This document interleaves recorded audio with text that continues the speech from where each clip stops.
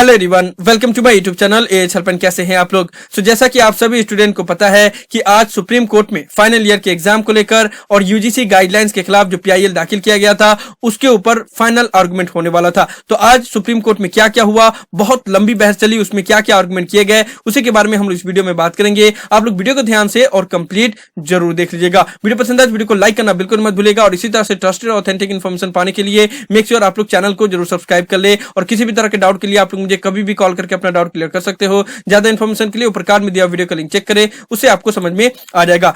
आज का जो हेयरिंग हुआ वो बहुत लंबा हेयरिंग था, बहुत लंबी बहस चली। अभी तक जितने दिनों से ये हेयरिंग चल रहा है उसमें किसी दिन भी इतना लंबा बहस नहीं हुआ था। आज बहुत सारे डिफरेंट काउंसिल भी थे आज के हेयरिंग में, आज के आर्गुमेंट में, और सभी को अपनी अपनी बातें रखने का मौका दिया गया। और ये हेयरिंग कम से कम 10-20 से स्टार्ट हुआ था और 2:08 में खत्म हुआ, यानी कि नियर अबाउट 3 घंटा तक ये हेयरिंग चला। और इसमें सभी पक्ष ने अपनी अपनी बातें रखी। जो न्यू आर्गुमेंट रखा गया उसकी तरफ से वेस्ट बंगाल गवर्नमेंट की तरफ से 2 वकील ने रखा, एक अटॉर्नी जनरल ने और एक और वकील थे, उन्होंने अपनी बातें रखी। प्लस उड़ीसा गवर्नमेंट की तरफ से भी आज अपनी बातें रखी गई थी, फिर दिल्ली गवर्नमेंट की तरफ से, महाराष्ट्र गवर्नमेंट की तरफ से, यानी कि और प्लस आलोक श्रीवास्तव की तरफ से। तो सभी का ही आर्गुमेंट आज सुना गया ताकि कोई ये ना बोले कि हमारी बात नहीं सुनी गई या हमने अपनी पूरी बात नहीं की। तो सभी का बात सुना गया, लेकिन अल्टीमेटली में आज भी फैसला नहीं आया। देखो अल्टीमेटली में क्या होता है कि कभी भी जब हमने देखा है, इससे पहले भी हम लोग देखते हैं डिफरेंट केसेस में कि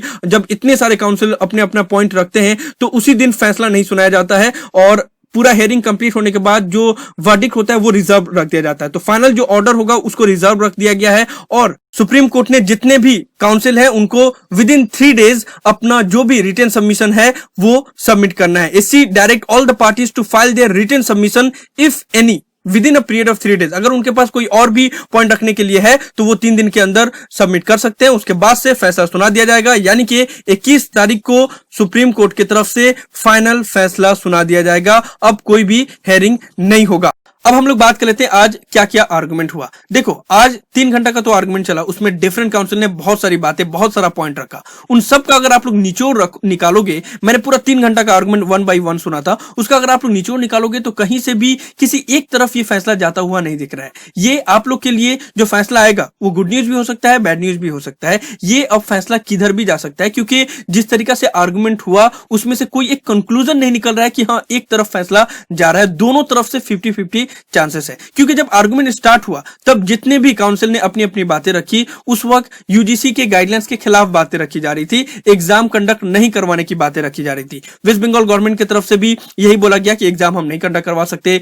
उड़ीसा गवर्नमेंट की तरफ से भी यही बात बोला गया कि हम एग्जाम कंडक्ट नहीं करवा सकते। दिल्ली और महाराष्ट्र गवर्नमेंट तो ऑलरेडी बोल रहे हैं कि हम एग्जाम कंडक्ट नहीं करवा सकते। लेकिन जो जो बातें उन्होंने बोला और उसके जवाब में फिर जो जज का बात आ रहा था या जज का जो जवाब आ रहा था उसको देखते हुए और लास्ट में जो सॉलिसिटर जनरल ऑफ इंडिया ने सभी काउंसिल के जवाब में बताया, उन सभी चीज को तो देख के यही लग रहा है कि अब ये फैसला किधर भी जा सकता है। स्टूडेंट के पक्ष में भी आ सकता है, स्टूडेंट के अगेंस्ट में भी जा सकता है। यहाँ पे जज की एक इंपॉर्टेंट बात ये था जो देख के लग रहा है कि हाँ मे भी हो सके तो स्टूडेंट के अगेंस्ट में भी जा सकता है ये फैसला। वो ये था कि अरविंद दत्तर ने बोला कि the most important aspect today is the welfare of student, लेकिन उसका जवाब में जस्टिस भूषण ने बोला कि student can not decide their welfare, authority can decide their welfare, कि स्टूडेंट नहीं डिसाइड कर सकते अपना कल्याण, ये सिर्फ अथॉरिटी ही डिसाइड कर सकता है। तो ये मतलब स्टूडेंट के एकदम अगेंस्ट में ये चीज जा रहा है, ये स्टेटमेंट। उसके साथ साथ में और भी बातें बताई गई, जिस तरीका से वही जो पहले हमने आर्गुमेंट किया था कि पूरा 5 सेमेस्टर का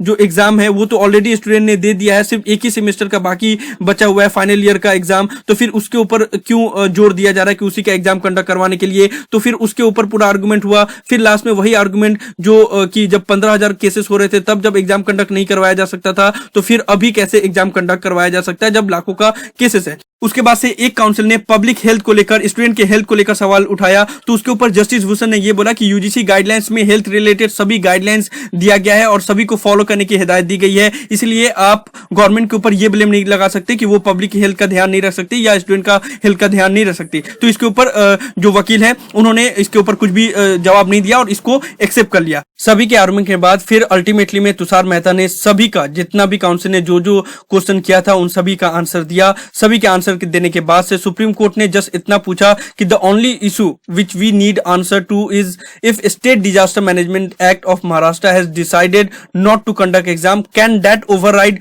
यूजीसी गाइडलाइंस। जो स्टेट डिजास्टर मैनेजमेंट एक्ट है, क्या वो यूजीसी गाइडलाइंस को ओवरराइड करता है या नहीं। उसके ऊपर उन्होंने जवाब दिया कि ये ओवरराइड नहीं करता, यानी कि तुषार मेहता ने बोला कि ये डिजास्टर मैनेजमेंट एक्ट को ओवरराइड नहीं करता। उसके जवाब में जस्टिस भूषण ने यह बोला कि यूजीसी ये बोल सकता है कि हाँ बिना एग्जाम के हम डिग्री नहीं दे सकते, लेकिन यूजीसी स्टेट डिजास्टर मैनेजमेंट के अगेंस्ट नहीं जा सकता या अगेंस्ट जाके एग्जाम कंडक्ट नहीं करवा सकता।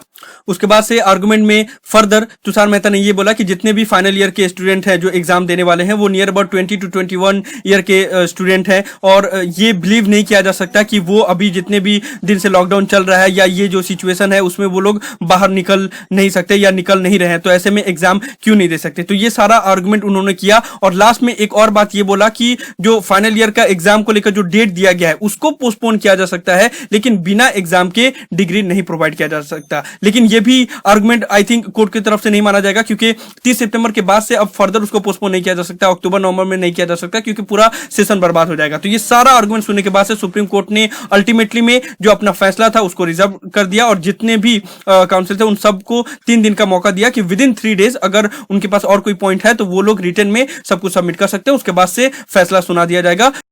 और आप लोग को 3 दिन का इंतजार करना होगा, उसके बाद से फैसला आ जाएगा फाइनल ईयर के एग्जाम को लेकर। लेकिन यहां पे देखने वाली ये भी बात है कि पूरा आर्गुमेंट में सिर्फ इसी चीज के ऊपर ही आर्गुमेंट हो रहा था पूरा हियरिंग में कि एग्जाम होगा या एग्जाम नहीं होगा। कहीं पे भी इंटरनल असेसमेंट या फिर प्रीवियस सेमेस्टर के मार्क्स के ऊपर जो प्रमोट करने वाली बात कही जा रही थी या असाइनमेंट बेस पे प्रमोट करने वाली बात कही जा रही थी, ये किसी भी काउंसिल ने नहीं बोला। तो जो फैसला आएगा वो या तो एग्जाम होगा या तो एग्जाम नहीं होगा। अब किस वे में एग्जाम होगा वो कोर्ट डिसाइड करेगा, वो अपना गाइडलाइंस में बोलेगा, और या यूनिवर्सिटी के ऊपर डिपेंड कर सकता है, ये सब अलग बात है। लेकिन फैसला इसी चीज के ऊपर होगा कि एग्जाम होने वाला है या एग्जाम नहीं होने वाला है। अब जज के पास सभी आर्गुमेंट है, इससे प्रीवियस जो एमएचए ने ऑर्डर दिया वो भी आर्गुमेंट है, यूजीसी का रिप्लाई है, तुषार मेहता और बाकी जितने भी काउंसिल है सभी का पॉइंट रखा गया है, प्लस प्रीवियस जो हियरिंग हुआ था उसमें श्याम दीवान और अभिषेक मनु सिंह की तरफ से जो आर्गुमेंट हुआ था, तो जितने दिन जो भी आर्गुमेंट हुआ था सभी का है अब कोर्ट के पास, और अब कोर्ट डिसाइड करेगा कि किस तरफ से ये फैसला दिया जा सकता है, क्या फैसला दिया जा सकता है। चांसेस अब 50-50 है, कुछ भी ये नहीं बोल सकते कि स्टूडेंट के पक्ष में भी आएगा या अगेंस्ट में आएगा, क्योंकि पक्ष में भी आ सकता है और अगेंस्ट में भी आ सकता है, लेकिन बैलेंस वे में होगा। ऐसा नहीं होगा कि एग्जाम एकदम कैंसिल ही हो जाए, और ऐसा भी नहीं होगा कि आपको जिस तरीके से पहले एग्जाम देते थे वैसे ही एग्जाम देने पे मजबूर किया जाए।